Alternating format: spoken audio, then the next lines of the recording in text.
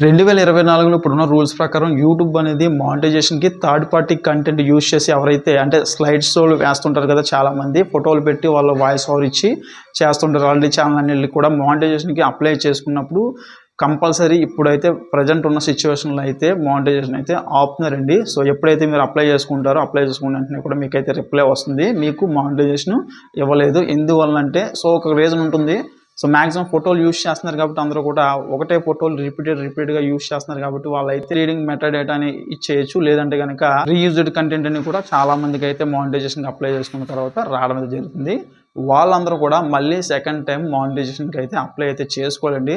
Monetisation అయితే వస్తుంది. So, ఎలా చేస్తే వస్తుందో ఇప్పుడు నేను చెప్తాను. వీడియో ఎవరు కూడా స్కిప్ చేయకుండా లాస్ట్ దాకా చూడండి. అలాగే న్యూ క్రియేటర్స్ ఎవరైతే వచ్చారో కొత్తగా యూట్యూబ్ ఛానల్ స్టార్ట్ చేసి ఎర్న్ చేయాలనుకుంటున్నారో అలాంటి వాళ్ళు తప్పకుండా మన ఛానల్ని సబ్స్క్రైబ్ చేసుకోండి. ఎందుకంటే న్యూ క్రియేటర్స్ కోసం నేను ఒక ఛానల్ అయితే స్టార్ట్ చేశాను. ఎందుకంటే నేను ఇప్పుడు దాకా యూట్యూబ్లో ఎలా సర్వైవ్ అయ్యాను, ఎలా ఎర్న్ చేయాలి అనేది పూర్తిగా మీకైతే టిప్స్తో పాటు యూట్యూబ్ ఛానల్ ఎలా స్టార్ట్ చేసి ఎలా ఎర్న్ చేయాలి ఏంటనేది ఎవ్రీథింగ్ అయితే మీకు A to Z అయితే చెప్పడం జరుగుతుంది.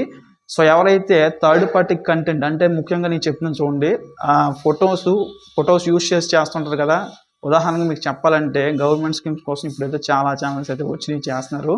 వాళ్ళైతే ఆ ఫొటోస్ పెట్టేసి మళ్ళీ రిపీటెడ్‌గా అంటే అవే ఫొటోస్‌తో ఒక నెలంతా 2 నెలలు కూడా అదే చెప్పడం అయితే జరుగుతుంది. అయ్యే ఫొటోస్ మళ్ళీ తిప్పుతున్నారు.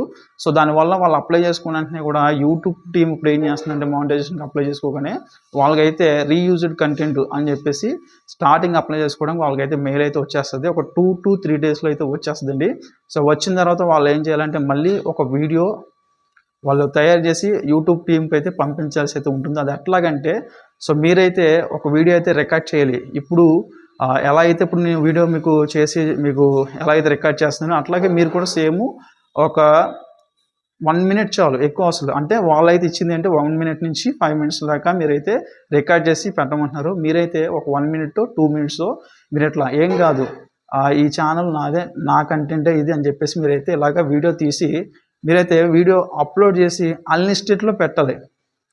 అన్లిస్టెడ్లో పెట్టి మీరైతే ఆ వీడియో అయితే వదలాల్సి అయితే ఉంటుంది. అలా వదిలితే కనుక మీకైతే వాళ్ళైతే మానిటైజేషన్ అయితే మళ్ళీ వెంటనే కూడా ప్రొవైడ్ చేయడం జరుగుతుంది.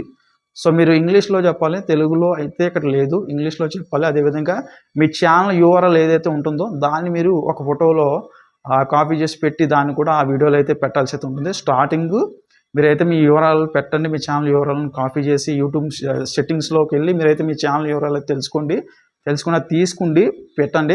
స్టార్టింగ్ పెట్టండి. తర్వాత మీరైతే ఈ ఛానల్ నాదే, నేనే చేశాను. ఇట్లాగా రీయూజ్డ్ కంటెంట్ కాదు ఇది. నేను ఓన్‌గా చేసిన కంటెంట్ ఇది.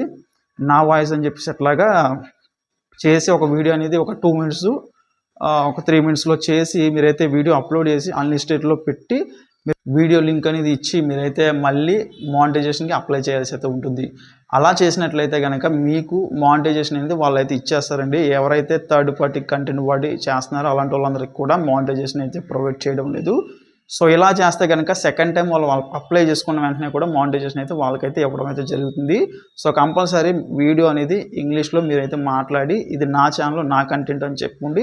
మీరైతే చేయాల్సి అయితే ఉంటుంది. ఫస్ట్ ఒక 30 సెకండ్స్, ఒక 20 సెకండ్స్ దాకా మీ ఛానల్ URL అనేది ఒక్క ఇమేజ్ మీద పేస్ట్ చేసి దాన్ని అయితే వీడియోలో చూపించాల్సి అయితే ఉంటుంది. ఆ లింక్ అనేది మళ్ళీ మీరైతే అప్లై చేసుకున్నప్పుడు అయితే ఇవ్వాల్సి అయితే ఉంటుంది. వీడియో అనేది అన్లిస్టెడ్లో పెట్టి మాత్రమే చేయాలి. ఇదంతా ప్రాసెస్ అంతా కూడా అన్లిస్టెడ్లో ఉండాలి. వీడియోని అయితే అప్లోడ్ చేయకూడదు. అన్లిస్టెడ్లో పెట్టి మాత్రమే ఉంచి చేయాల్సి అయితే ఉంటుంది. దీనికి సంబంధించి ఇంకొక వీడియో అయితే చేస్తాను. ఎలా చేయాలి ఏంటి ఇన్ డెప్త్‌గా మీకైతే చేసి అయితే చూపిస్తాను. సో, ఎవరైతే ఎస్పెషల్లీ న్యూ క్రియేటర్స్ వచ్చారో తప్పకుండా మన ఛానల్ని సబ్స్క్రైబ్ చేసుకొని ఫాలో అవుతుండండి. సో, ఇది ఫ్రెండ్స్ వీడియోలో